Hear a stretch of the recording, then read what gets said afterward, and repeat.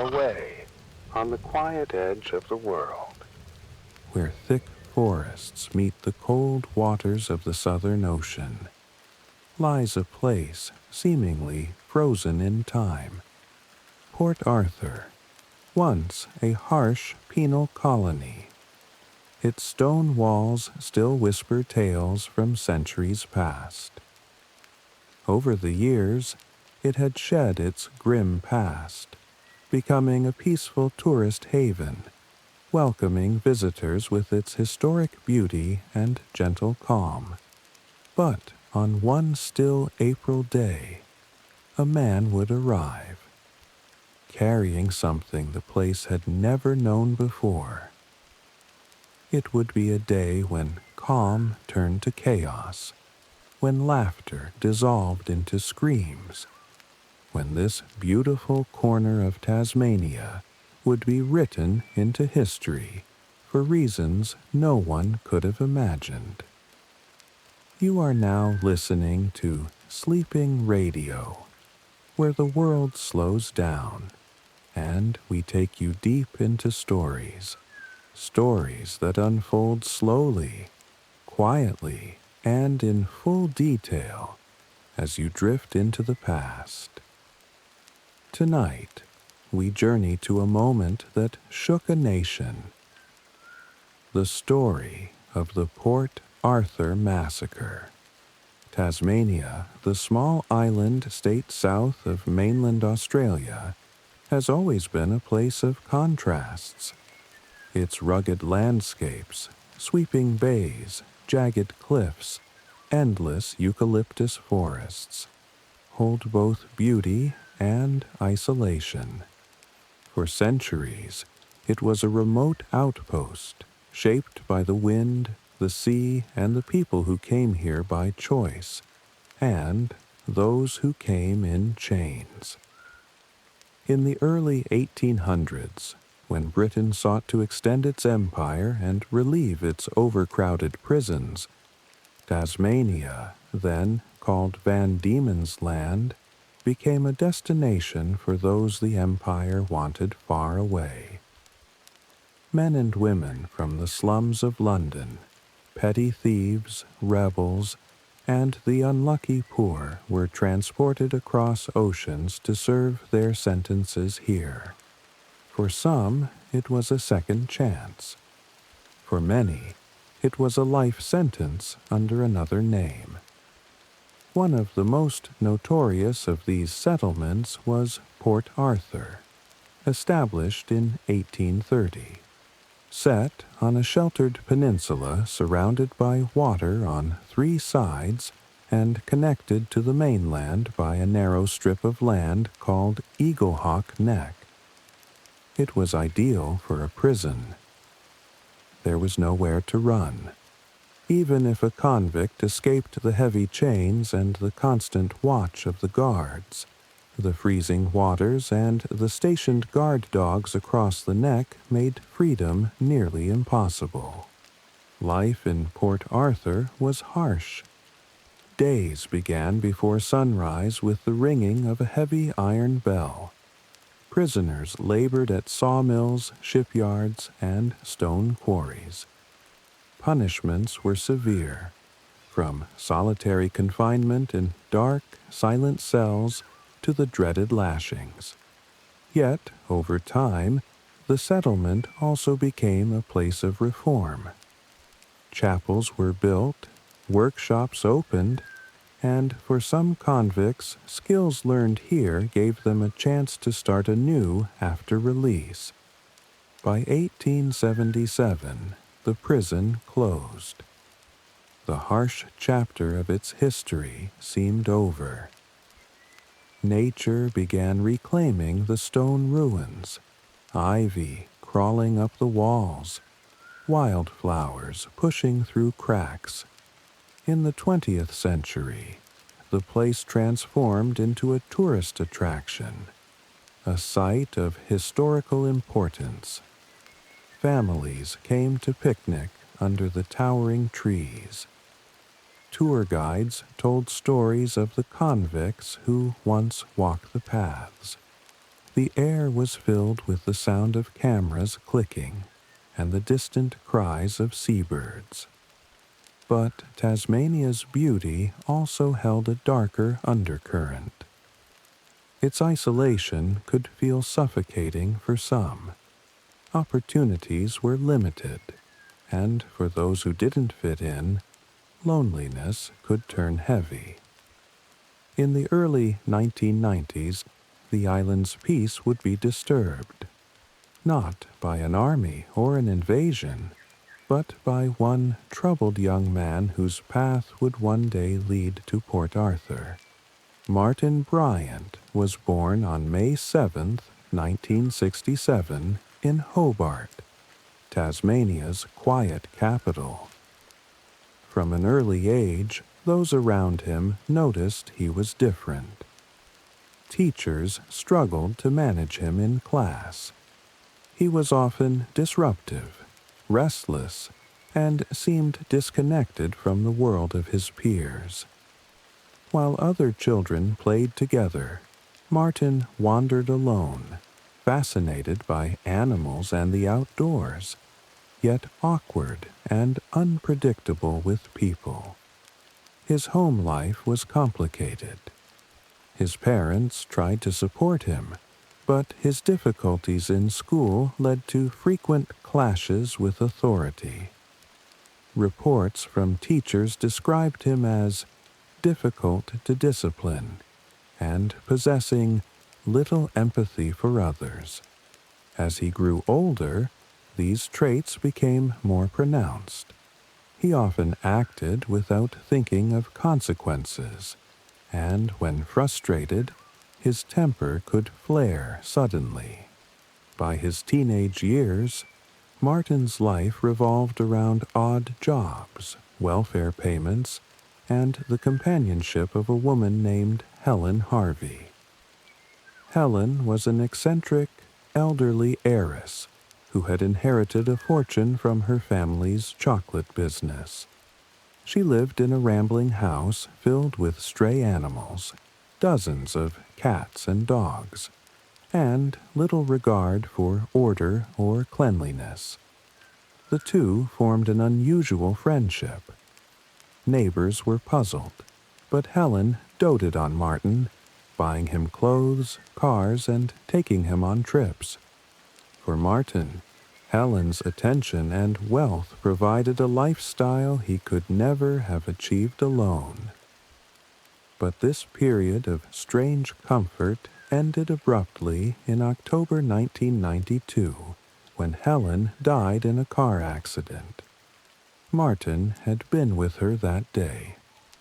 He escaped with minor injuries, but the loss hit him in a way few could understand. With no close friends and strained ties to his family, he inherited much of Helen's estate, including her rundown property and significant funds. Suddenly wealthy, Martin traveled frequently, often alone. He bought expensive cars, stayed in luxury hotels, and spent lavishly without plan or restraint. But money didn't bring him peace. His isolation deepened. He struggled to form lasting relationships, and his behavior became more erratic. By the mid-1990s, those who encountered him described a man who seemed adrift, smiling at times, yet unsettling in his unpredictability. There was a restlessness in him, a searching for something undefined. And somewhere inside, a darkness was growing, unspoken but undeniable. Port Arthur, with its history of confinement and human suffering, had once been a place where society sent those it feared or could not control. In the years to come, it would again become a stage for a story of isolation, anger, and tragedy. But in 1996, no one could see the full picture. The island was calm. The waters of Mason Cove lapped gently against the shore. Tourists walked among the ruins, listening to tales of the past. Martin Bryant, somewhere out there, was drifting closer to a decision that would shatter this peace forever. The early months of 1996 in Tasmania passed like many others before them. The island's rhythm was slow, its pace set by the tides, the changing seasons, and the faint hum of life in small towns scattered across the map. Tourists came and went, drawn by the wild beauty and the old colonial sites. Locals went about their routines, their lives unfolding in the comfort of familiarity. In Hobart, the capital, the autumn air was crisp, and the streets were lined with yellowing leaves. Cafes in Salamanca Place bustled in the mornings, the scent of roasted coffee beans drifting into the cold air. Fishermen worked the docks, pulling in their catches before the weather turned. It was, by all appearances, an ordinary year. For Martin Bryant, however, life was far from ordinary. The years since Helen Harvey's death had left him with wealth but little purpose. His days were a patchwork of impulsive trips, purchases, and long stretches of idleness. Friends, the few who remained, described him as restless, drifting from one idea to another without any clear goal. His appearance was striking.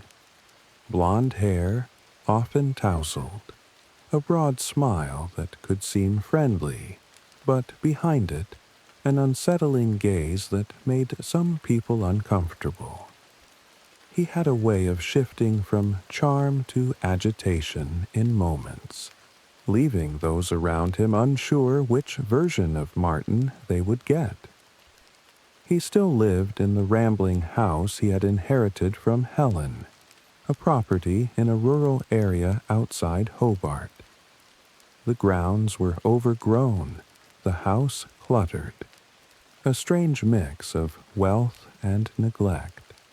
Some neighbors saw him driving in and out at odd hours, often alone, sometimes with a surfboard strapped to his car, though few had seen him surf.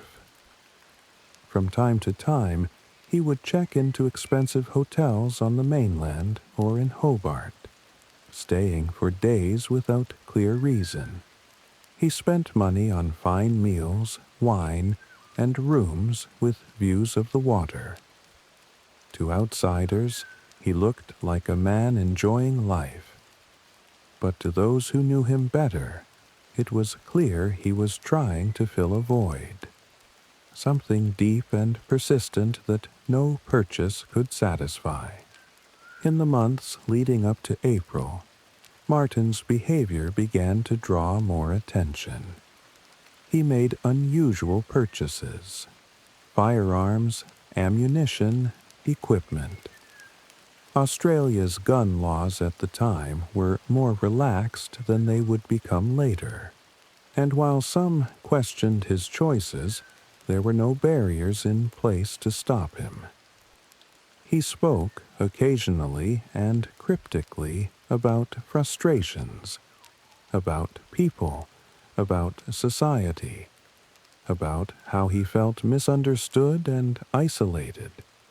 Conversations rarely lasted long before drifting into odd tangents. Most people brushed off his words as harmless eccentricity. In a small community, unusual characters were not unheard of, and Martin had always been different. Meanwhile, Port Arthur itself was preparing for another busy tourist season.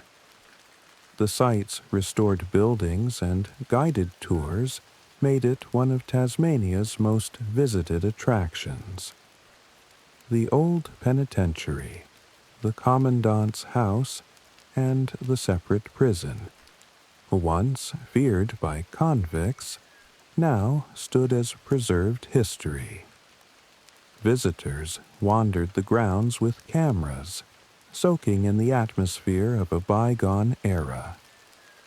The staff at Port Arthur were used to the ebb and flow of tourists. They saw families, school groups, backpackers from overseas. The place, though steeped in dark history, felt safe. Tasmania was far from the troubles of the wider world. Violent crime was rare. Mass shootings were almost unheard of. The idea that anything could disturb this peace seemed unthinkable. In Hobart, April brought cooler days and longer nights. Martin was spending more time alone, driving through the countryside. He often took long, aimless trips along Tasmania's winding coastal roads, stopping at small towns, eating alone in cafes, or sitting quietly by the water. Something in him was turning inward, a private storm that no one else could see in full. Some locals remembered seeing him in the weeks before the tragedy, wandering into shops without buying anything, striking up strange conversations, or simply standing and watching people pass by. He seemed curious yet distant, like a man on the edge of making a decision no one else could imagine. Back at his property, the isolation was complete. The quiet fields, the absence of close neighbors, the lack of a regular job, all gave him time to think, to dwell. His interactions with the outside world became more sporadic. The phone rang less often, the visits from acquaintances grew rare, and with each passing week, the distance between him and ordinary life widened. The final days before the massacre were, in many ways, unremarkable to anyone watching from the outside. No public outburst, no clear warning, just the same man, moving through the same streets, perhaps with a little more intensity in his eyes, perhaps with a little more purpose in his steps. But beneath the surface, threads were being pulled tight. A man who felt wronged by the world, who carried a lifetime of grievances and alienation, was beginning to shape those feelings into action. On the night before the massacre, the island slept under a quiet sky. Waves broke softly along the coast. In Port Arthur, the ruins stood silent, their stone walls bathed in pale moonlight. Tourists settled into local inns and guest houses, ready to explore the historic site in the morning. The staff prepared for another day of guiding visitors through Tasmania's past. No one knew that, by the next afternoon, the name Port Arthur would no longer bring to mind only the ghosts of convicts from a distant century, but a tragedy so sudden and devastating that it would leave scars on an entire nation. Dawn rose softly over Tasmania on that late April Sunday. The first light spilled across the channel like a thin sheet of gold, sliding over the water until it met the dark silhouettes of eucalyptus and the jagged line of distant hills. In the stillness before the day truly began, birds called from high branches, and the cold air held the gentle smell of wet earth and salt. It was the kind of morning that felt clean, almost ceremonial. a quiet blessing before the world stirred. On roads that curled along the coast, a few early travelers were already moving. A family sedan with a cooler in the trunk. Two backpackers in a hired van, windows cracked open to the crisp air. A solitary motorcyclist tracing each bend of the road as though drawing a signature on the landscape. Tasmania could be like this. A place where a Sunday morning felt like a private secret between you and the horizon. At the Port Arthur Historic Site, the staff arrived in staggered rhythms. Keys turned in old locks. Coffee machines hissed to life. A caretaker walked the grounds with a practiced eye, pausing to watch the light creep down the walls of the penitentiary ruins. In the ticket office, receipts were stacked, brochures laid out in tidy fan shapes, maps restocked in wooden racks. The day's schedule, guided tours, boat cruises across the harbor, and the usual ebb and flow of visitors, was pinned to a corkboard behind the counter. In the Broad Arrow Cafe, morning preparations were quiet and methodical. Tables were wiped down, chairs straightened. A tray of muffins cooled near a window where the glass had begun to fog slightly from the warmth inside. Someone checked the dessert cabinet and polished the smudges from the glass.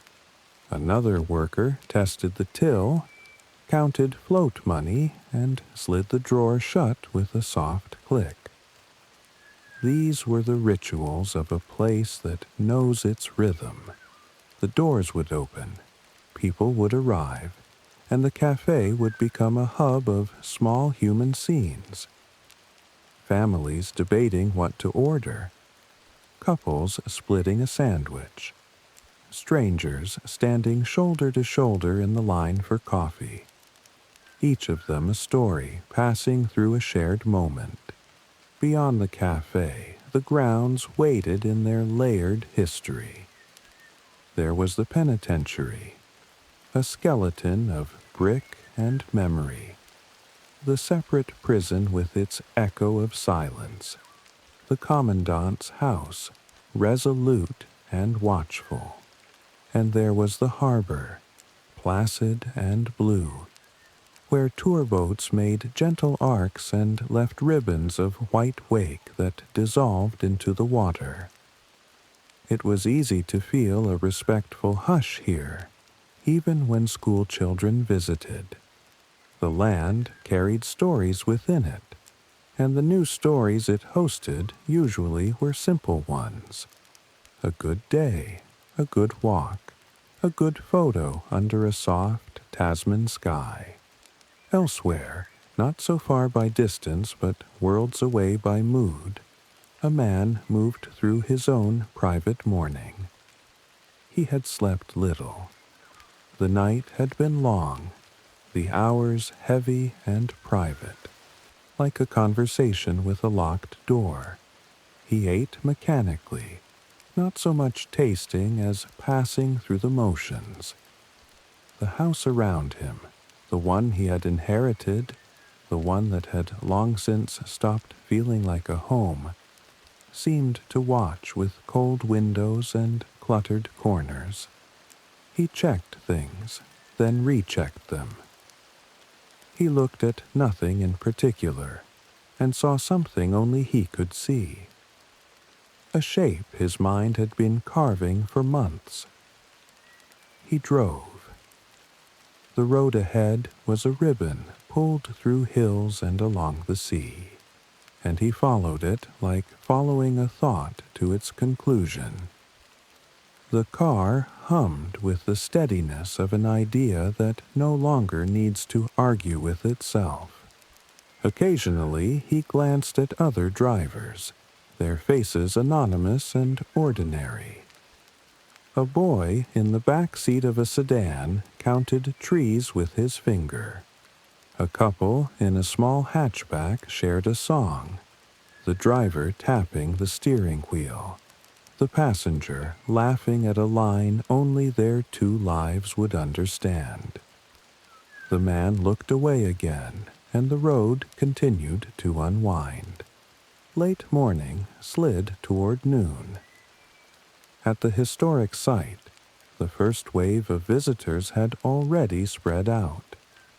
Some walked in small clusters, reading plaques, pointing at the remains of corridors and staircases. Others booked a later boat ride or wandered the gardens. In the cafe, voices layered softly. The ring of a teaspoon against ceramic, the shuffle of a tray, a child asking for ice cream even though it was barely lunchtime. Someone told a guide with a half-apologetic smile that they couldn't get over how beautiful the place was. So serene, given what it used to be. The guide nodded. Yes, they said. That's the strange magic of Port Arthur. It remembers, but it forgives. The man parked and stepped out into the day. The air was cooler by the water, and a breeze lifted his hair. He took in the scene with a long, even look, the kind of look that registers everything and nothing at the same time. A couple nearby unfolded a paper map, turning it one way and then the other, laughing at themselves for getting spun around.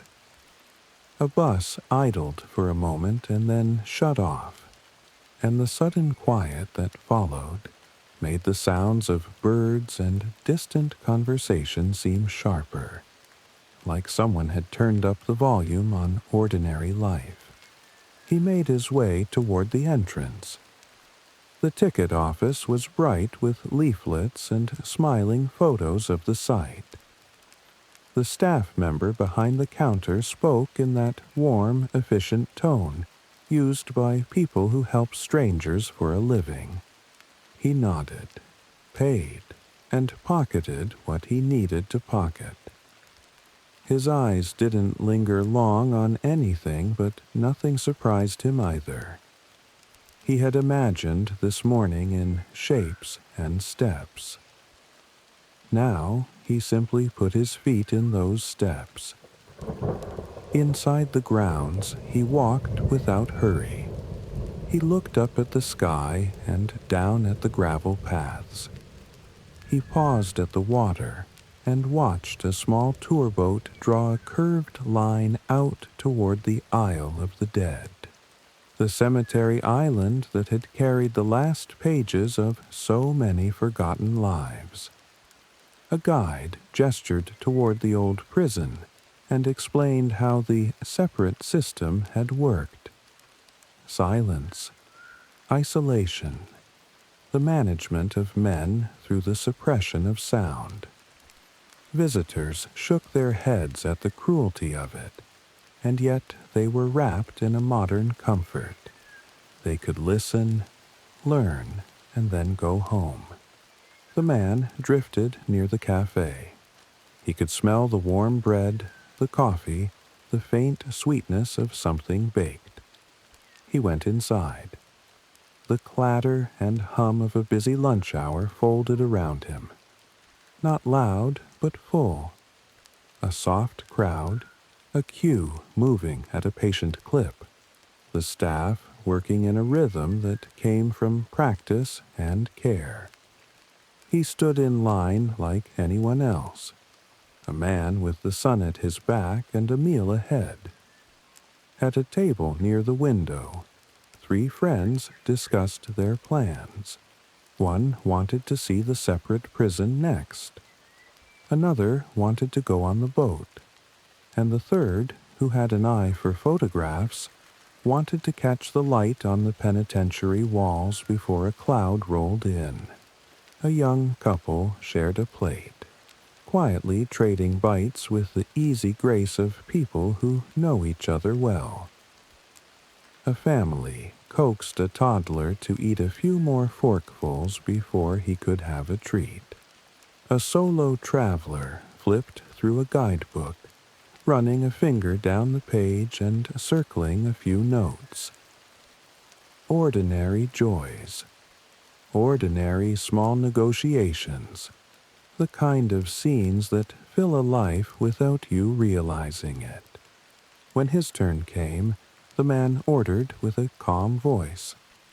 The staff member keyed it into the register, called the order along, and gave the practiced smile of someone who serves hundreds of people and sees only their edges. The brush of a sleeve, the glimpse of a wristwatch, the way they hold their card or count their change. He accepted his order and moved aside, finding a place to sit. He set down what he carried with a familiar motion, then looked out the window. From that angle, the world framed itself neatly. A slice of bright day, a strip of blue water, people walking in small constellations, each constellation unknowingly perfect in its arrangement. A mother holding a child's hand, a man adjusting the strap of a camera, two friends leaning toward each other to share a joke. The cafe was a lens. Outside was a film of life shot at 24 frames per second, smooth and untroubled. He ate without haste. He chewed, swallowed, sipped, paused. He looked, then looked away. He kept time with himself, a metronome only he could hear. The conversations around him were low and pleasant, and the clink of cutlery made a fragile kind of music that belongs uniquely to places like this. Public, but intimate. When a chair leg scraped the floor, several heads turned for an instant, and then returned to their own moments, as if the day itself had blinked. Across the room, an elderly couple shared a quiet lunch. The man unfolded a napkin with precise, gentle movements. The woman smiled at him as if to say, "You always do that."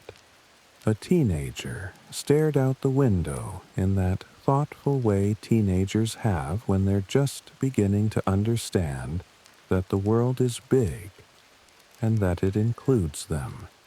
A small child dragged a finger through a foggy patch of glass, leaving a wobbly line that quickly disappeared as the window cleared. Outside, a cloud passed in front of the sun, and the light shifted, turning briefly silver. Someone took a photograph and lowered their camera, satisfied. A guide checked their watch and gathered a group for the next talk by the penitentiary. The tour boat returned, edged up to the dock, and a handful of passengers disembarked with that floating shuffle people have after stepping off a vessel, still feeling the sway under their feet. The man's gaze floated across all this and then landed nowhere in particular, as if the world had become a pattern and not a picture. He finished what he was eating, wiped his hands, took a breath so carefully that it might have been a sigh, or it might have been nothing at all. His face, if you saw it then and tried to read it, would have told you very little. The surface was calm. The deeper waters were private and dark. Midday slid into early afternoon. The cafe, comfortably full, breathed in and out with the movement of people. The tide in the harbor lifted and lowered with millimetric patience, and the leaves on the tall trees shivered at a breeze that barely touched the ground. If any place can be said to have a heartbeat, Port Arthur's that day was steady and content. The staff did their work. Visitors lived their hour.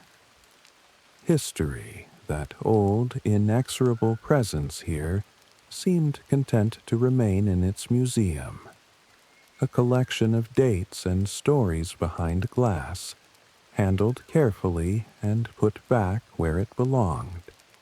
The man stood up.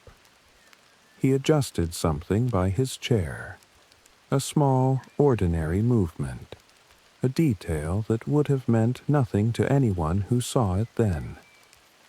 He looked one last time out the window, fixed some inner alignment, and then turned back to the room. And not for this room, or the people in it, or the quiet day beyond the glass.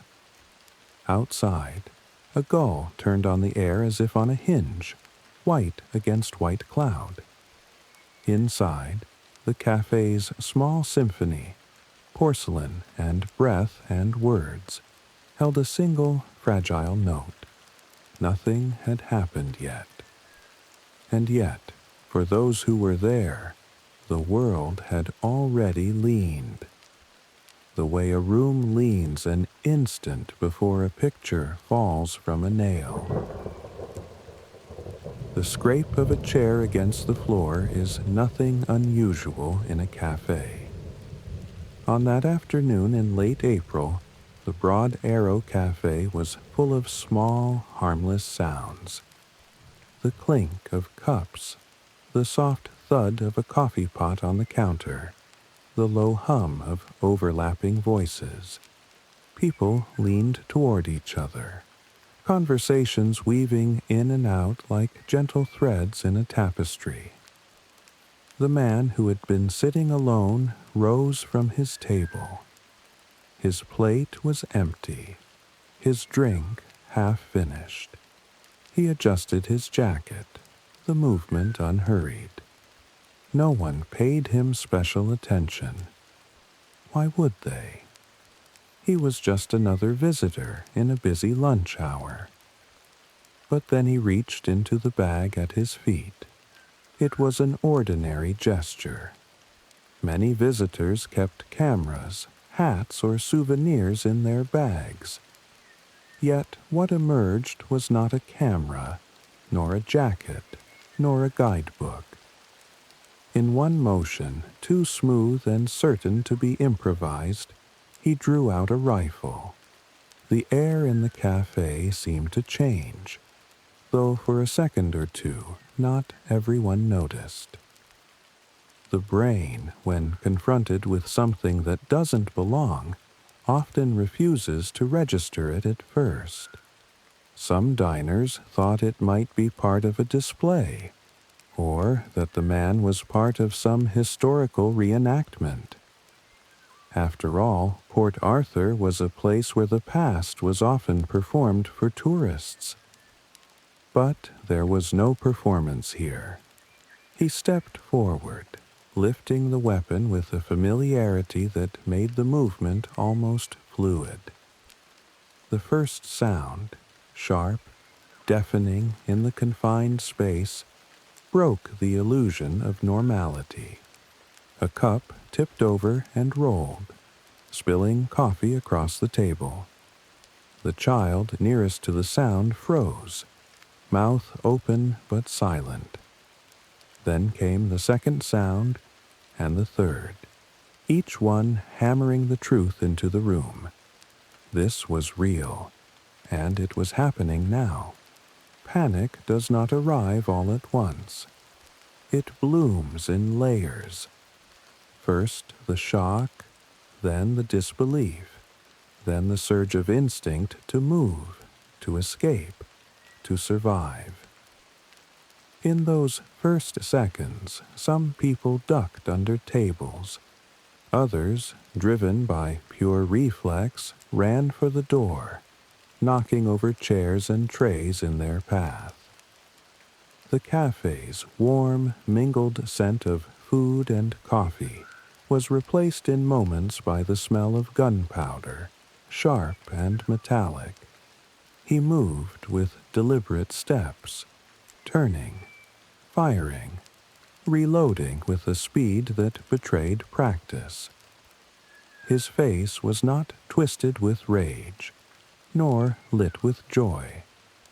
It was eerily neutral, as if he were engaged in a task he had set for himself long ago. Those near the entrance tried to get out, pushing into the sunlight, the fresh air hitting them like a shock. Outside, the peaceful grounds of Port Arthur were suddenly pierced by echoes. The rifles crack, bouncing off stone walls, scattering birds into the sky. Tourists on the paths froze, some turning toward the sound in confusion, others breaking into a run without waiting to understand. Inside, the chaos condensed. Tables were overturned, glass shattered. The narrow spaces between chairs became desperate channels for escape. A guide who had been on break threw himself low to the ground, motioning for others to follow. In that instant, strangers became allies, hands grabbing hands, voices urging movement through the blur of noise. Some tried to reach loved ones in the panic, calling names that were swallowed by the echoes of each shot. A woman reached for her partner, their fingertips brushing before the press of bodies pushed them apart. A man shielded his child beneath a table, whispering, "Don't move, don't make a sound," over and over, as if the words themselves could form a barrier. The space was not large, and the sound was merciless. Every report of the rifle seemed to come from everywhere at once. In the confusion, seconds felt like minutes, minutes like hours. For those trapped inside, the world had narrowed to a few feet of space, the weight of fear pressing down with each heartbeat. Beyond the cafe's windows, the day remained deceptively beautiful. Sunlight lay across the grass in broad strokes. The water in Mason Cove shimmered, touched by the breeze. But that beauty was now unreachable, existing in a different reality just beyond the glass. The first police calls began to come in. Officers miles away picked up their radios, the initial reports jumbled and urgent. Shots fired, multiple casualties, unknown number of attackers. Emergency services began mobilizing, though for those at Port Arthur, help still felt impossibly far away. He did not linger in one place. Moving from table to table, he fired at close range, methodical and unhurried. His path was not random. He seemed to scan, decide, act. Those who could move slipped toward any exit they could find. The front doors, the kitchen, a side passage. Some didn't look back. Others looked back once, burned forever by the sight. The cafe's sounds of normal life had been stripped away, replaced by the ragged noise of fear. Gasps, sobs, the scrape of feet, the crash of dishes falling. The man's weapon cracked again, the sound ringing in the air even as the next shot followed, overlapping until it became an almost continuous roar in the mind. Those who reached the outside ran blindly, some toward the parking lot, others toward the ruins, thinking the stone walls might shield them. Parents clutched their children. Couples clung to each other. Strangers grabbed the arms of people they had never met, pulling them along. Inside, the air was heavy with smoke, the sharp tang of it burning the throat. Light shifted strangely as movement stirred the cafe's dust. For the survivors still within, there was no sense of how long it had been since the first shot. Only the relentless truth. The man had not stopped. From somewhere outside came the distant sound of shouting. Not in panic, but in command. It was the first hint that help might be coming, though for now the storm inside the Broad Arrow Cafe raged on, each second stretching into something that felt without end. Outside the Broad Arrow Cafe, the peace of Port Arthur shattered into confusion. The first people to burst out into the sunlight ran without direction, some toward the car park, others toward the ruins, their only instinct to get away. Tourists arriving at the site froze in place, trying to understand the source of the noise before the reality struck them. The man moved out from the cafe, still carrying the rifle. On the open grounds, the sound carried even farther, ricocheting off stone walls and the quiet water of Mason Cove.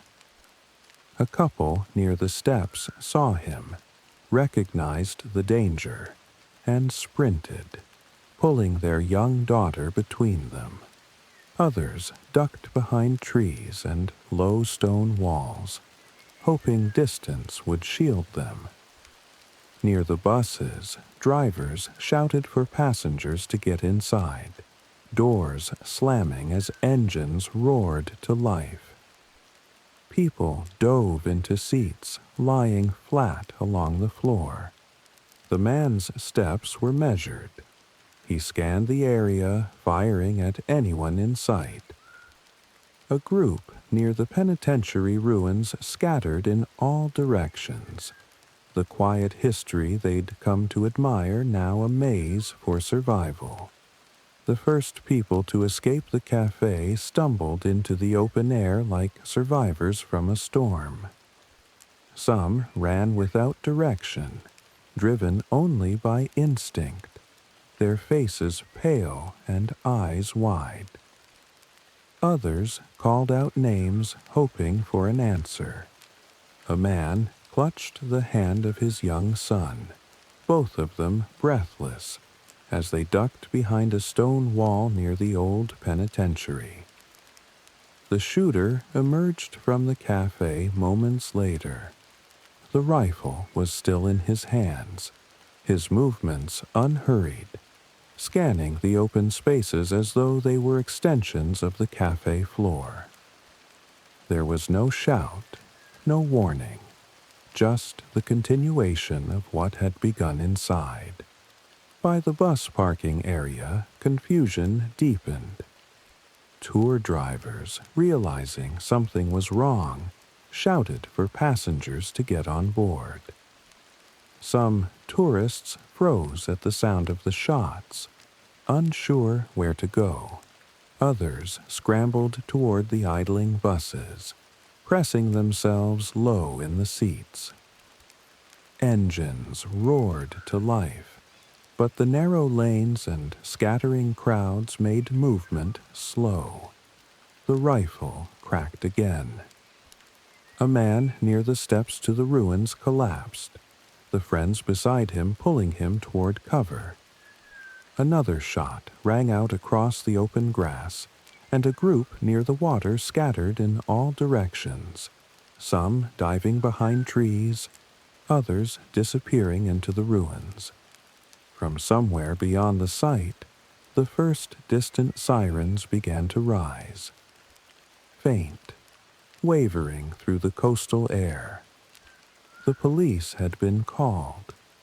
Ambulances were on their way. But in that moment, the sound was still far away, and the danger was here. At the entrance to one of the historic buildings, a guide ushered a group inside, slamming the door behind them.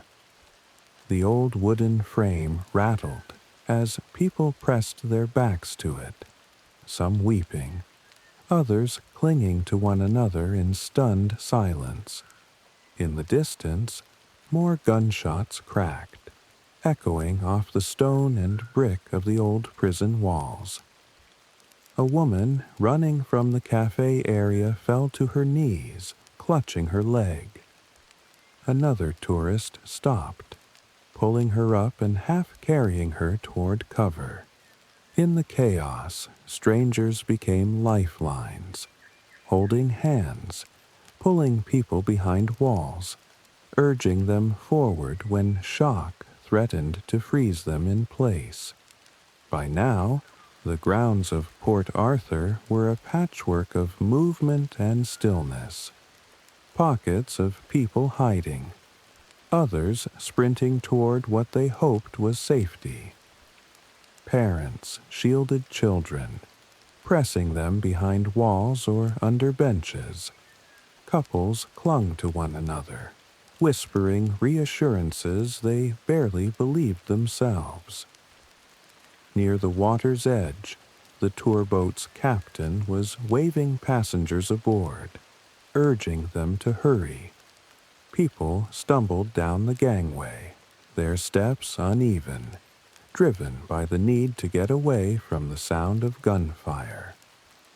The boat pulled from the dock, drifting into the cove, the captain's eyes fixed on the shore. And through it all, the shooter moved deliberately, as if the open grounds were merely an extension of his plan. He fired, reloaded, moved again. The sirens were louder now, weaving with the shouts and cries across the site. Somewhere in the parking area, someone yelled, "Go! Go!" And an engine revved hard, tires spitting gravel as a car sped away down the narrow road. The man turned in that direction, his expression unreadable. The grounds behind him were littered with abandoned bags, cameras, and hats. Fragments of a day that had been meant for sightseeing, now scattered like relics of a different life. He stepped toward the car park. The road out of Port Arthur was ahead, and the sirens, though closer, had not yet arrived. Leaving the Port Arthur site, he moved quickly to his vehicle. The chaos behind him, sirens drawing closer, shouts echoing across the grounds, was fading into distance. The road ahead was narrow, twisting through the Tasman Peninsula with only a few ways in or out. Not far from the site, a car approached from the opposite direction. A couple inside, unaware of what had just happened.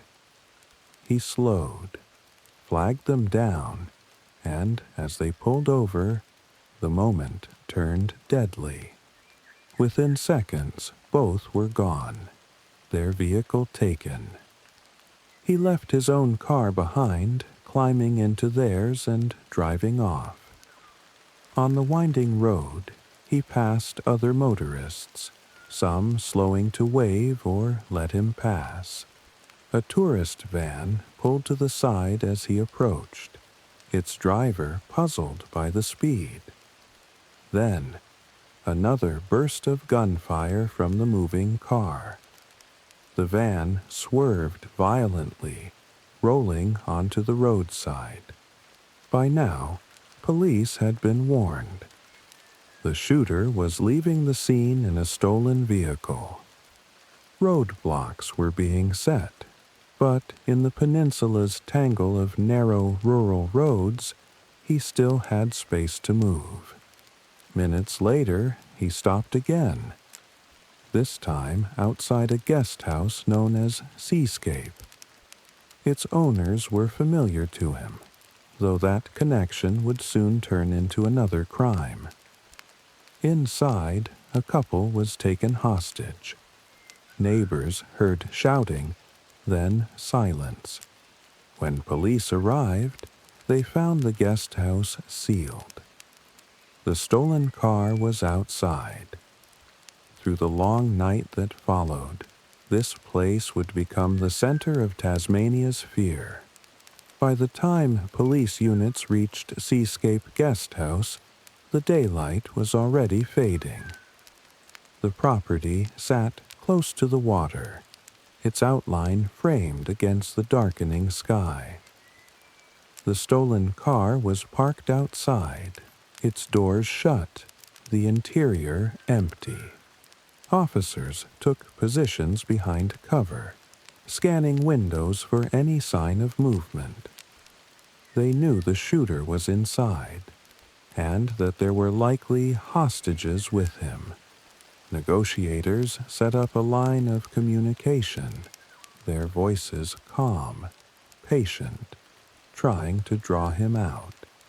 Hours passed in tense silence, broken only by the faint crackle of police radios and the occasional curt reply from within the house. Sometimes he spoke, sometimes he didn't. When he did, his words were uneven, fragments of thought, moments of agitation, then sudden calm. Through the night, the surrounding area was locked down. Roads were blocked, residents told to stay inside. The police knew what he had done at Port Arthur, and they were determined to prevent any further loss of life. But the darkness and the uncertainty inside the guest house made every decision delicate. Inside, the hostage's fate was unknown. Some officers thought they heard movement or muffled voices, but the walls kept their secrets. From the outside, the building looked almost peaceful, lit only by the glow of a lamp in one room. But that glow masked the danger within. The standoff stretched toward morning. Tasmania's emergency services had been running without pause since the first shots were fired at Port Arthur. For the officers at Seascape, the night felt endless. A waiting game with lives hanging in the balance. The sky was pale with the first light of April 29th when the siege broke. From inside Seascape Guest House, smoke began to curl into the air. At first it was thin, almost ghost-like, drifting above the roof. Then it thickened, dark and urgent, pouring from the windows. Flames caught fast. The building's dry timber crackled, the fire racing through its rooms. Police held their positions, unsure if this was deliberate or accidental. But either way, the house was becoming uninhabitable. A door burst open. The shooter stumbled into view, his hair and clothes singed, his movements slowed by burns and exhaustion. Officers shouted commands, weapons ready. He didn't fight. Moments later, he was on the ground, restrained, the siege over. Behind him, Seascape was collapsing. The roof gave way with a roar, sending embers spiraling into the cold morning air. When the fire was finally out, the truth inside was grim. The two hostages had not survived. After more than 24 hours of fear, Tasmania was quiet again, but it was a silence heavy with grief. The man responsible for the deadliest massacre in modern Australian history was in custody. Now the island faced the long work of understanding, mourning, and rebuilding. In the days after his capture, the scale of the tragedy became clear. 35 people were dead. 23 more were wounded. The victims came from every walk of life, Locals, tourists, parents, children, friends traveling together. Tasmania, an island where violent crime was rare, was suddenly at the center of international shock and grief. The shooter was taken to the Royal Hobart Hospital under heavy guard, treated for burns and other injuries. Outside, reporters gathered, their cameras fixed on the building, hungry for details. Inside, police interviewed witnesses and pieced together the sequence of events from Port Arthur to Seascape. The evidence was overwhelming. Ballistic matches, eyewitness accounts, and the weapons recovered. Psychological assessments began. Experts described him as having a low IQ, emotional instability, and a tendency toward grandiose thinking. But these evaluations didn't change the legal reality. He had committed the crimes, and there was no doubt about his responsibility. By November 1996, a trial seemed inevitable. Families of the victims prepared themselves for the ordeal of hearing the details in court. But before proceedings began, his lawyers announced he would plead guilty to all charges. 35 counts of murder, 23 counts of attempted murder, and other related offenses. The guilty plea meant there would be no drawn-out trial, no public testimony, and no cross-examination. In November, the judge handed down the sentence. 35 life sentences without the possibility of parole, plus 1,652 additional years for the other crimes. It was the harshest sentence in Australian history. The man who had brought terror to Port Arthur would never walk free again. His name was now permanently bound to a day of national mourning, and the prison walls around him would be his only horizon for the rest of his life. When the shooting stopped and the smoke cleared, Port Arthur was no longer just a place of historic ruins. It was the site of the worst mass killing in modern Australian history. The names, 35 in all, became more than numbers. Each one a life, each one a story interrupted. The nation grieved openly. Funerals were held across the state, often attended by strangers who had never met the victims but felt the weight of the loss. The Prime Minister at the time, John Howard, traveled to Tasmania and spoke with survivors and families. His words were direct. This could never be allowed to happen again. In the days that followed, people from across Tasmania, across Australia, and from other countries came to lay flowers at the gates. Messages were tucked between bouquets, candles lined the paths, and photographs of the victims stood in quiet vigil. What followed was one of the most significant changes in Australian law.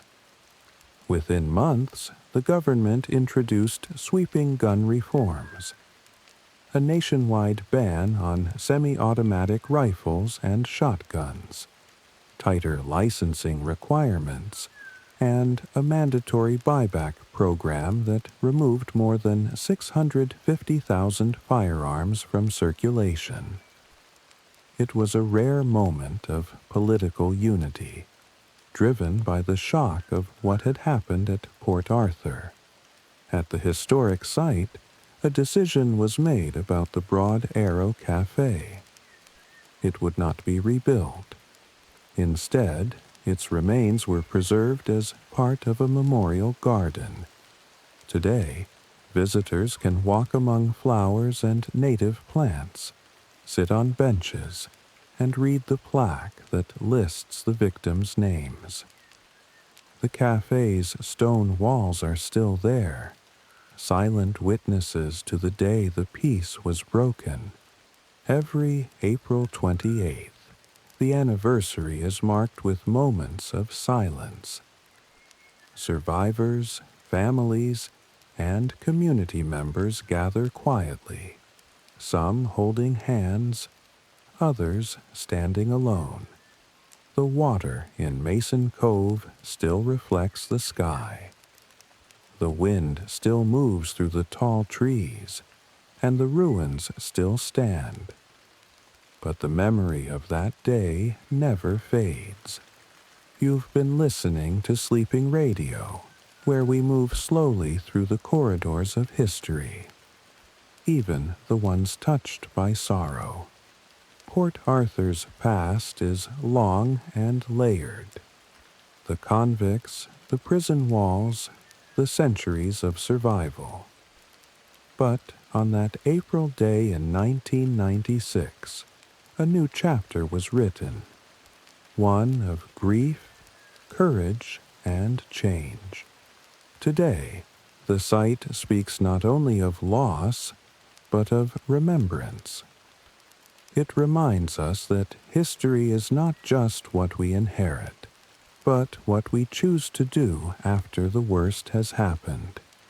And sometimes, the quiet that follows a tragedy carries the most powerful message of all.